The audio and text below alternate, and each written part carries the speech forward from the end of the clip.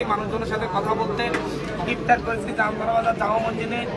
ইফতার পরবর্তী সময়ে জুলাই আরকাব প্রদর্শন করে সেখানে যখন বক্তব্য দিচ্ছিলাম তখন বিএনপির নেতাদের নেতৃত্বে এখানে একটা বিষয় খুব পরিষ্কার।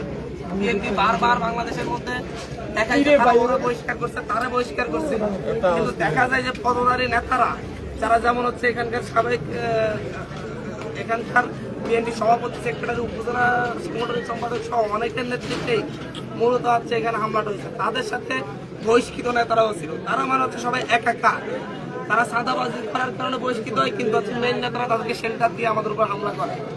আজকে এখানে আমি যখন হচ্ছে বক্তব্য দিচ্ছিলাম তখন তারা একটি মিছিল নিয়ে এসে আমার সমাবেশের ভিতরে ঢুকে যায়।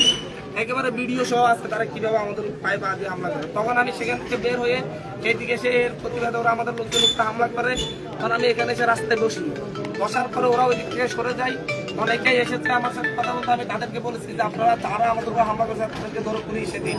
তারা এখান থেকে গিয়ে পশ্চিম মাথায় গিয়ে সেখানে লাঠি, ছোটা, বগিদা, অস্ত্র শস্ত্র নিয়ে আপনারা ভিডিও দেখেছেন, তা নিয়ে অস্ত্র শস্ত্র নিয়ে তারা হচ্ছে আমাদের উপর পরে আবার আরেকটা হামলা চালায়। আমরা এখানে এই জায়গায় আমার মাথায় পর্যন্ত হচ্ছে তারা বাড়ি দেয়, আমার মাথায় ইট মারে, হচ্ছে আমার পাশে ওনাকে কোপ মারে, ওর মাথায় কোপ দেয়, এভাবে হচ্ছে এইভাবে। এবং আরেকজনের মুখের মধ্যে লাগে, হসপিটাল আছে আরো 2-3 জন, সব মিলে আমাদের 50-এর বেশি আহত হয়। তাই এখানে খুবই নিরাবিলি ভাবে আমরা বসছি। এখন আমরা এই সাংস্কৃতিক কর্মসূচির মাধ্যমে আমরা এই সন্ত্রাসবাদের প্রতিবাদ করে যাবো। আমরা খুব শান্তিপূর্ণ একটি সমাজ চাই, শান্তিপূর্ণ একটি রাজনৈতিক ব্যবস্থা চাই। সেটা আমাদেরকে দেশের সরকার উপহার দিবে কিনা সবথেকে সেই কথা বলতে হবে। আর পাড়া মহল্লায় এভাবে যদি আমাদেরকে সন্ত্রাসীরা হামলা করে, তারা এতদিন নির্যাতিত ছিল, নিজেরা কোনো কথা বলতে পারে নাই। যখন আমরা আসি, আমরা যখন সন্ত্রাসমুক্ত করছি, তখন তারা নিজেরাই সন্ত্রাসী হয়ে উঠছে। তারা বাস স্ট্যান্ডে চাঁদাবাজি, তারা হচ্ছে নিমগলিতে জমি, মানুষের জমি ধান নিয়ে যাওয়া সহ অনেক ধরনের নিউজ তাদের বিরুদ্ধে হয়েছে। তারপরে তারা এখন বিএনপি নেতা পরিচয়, বিএনপি নেতা কর্মীদের আশ্রয়, বিএনপি নেতারা নেতৃত্ব দিয়ে তাদের সাথে নিয়ে আমাদের উপর হামলা করে। এর সাথে দুঃখের আর কিছু হতে পারে।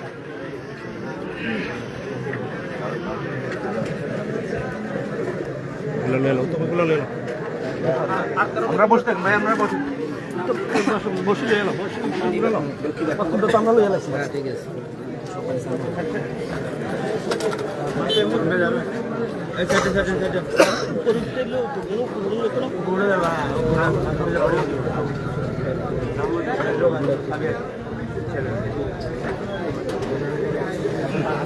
আমাদের এখানে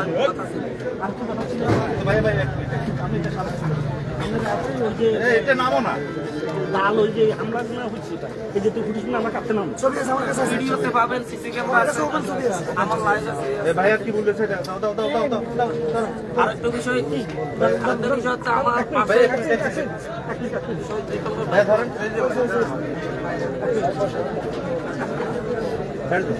আমাদের প্রথম হামলাতে টার্গেট করা হয় ওনাকে টেনে জামা কাপড় ছিঁড়ে ফেলা হয়। উনি হচ্ছেন শহীদ রিটনের ভাই, যিনি যাত্রাবাড়িতে শহীদ হয়েছিলেন।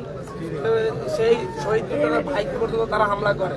উনি যখন প্রতিবাদ করেন, উনি যখন কথা বলতে চান, তখন তারা ওনাকে হামলা করে, ওনাকেও পিটে। কারণ হচ্ছে ওদের কাছে সরকারিটা কেউই নিরাপদ নাই। যারা রক্ত দিয়ে তাদেরকে জিম্মি দশকে মুক্ত করেছে, তারা তাদেরকেও পিটাই শুধুমাত্র হীন স্বার্থে। চাঁদাবাজি করতে পারতেছে না, দখলদারিত্ব করতে পারতেছে না, এই স্বার্থে। এবং আপনারা দেখছেন আমি হাতে আসার পরে প্রতিটি পাড়া মহল্লায় যাচ্ছি, সেখানে মানুষের যে জনপ্রিয়তা দেখা যাচ্ছে, যে পরিমাণ মানুষজন আমাদেরকে সাপোর্ট দিচ্ছে, আসতেছে, এতে তারা উদ্বিগ্ন হয়ে তারা আমাদের উপর হামলাগুলো চালাচ্ছে।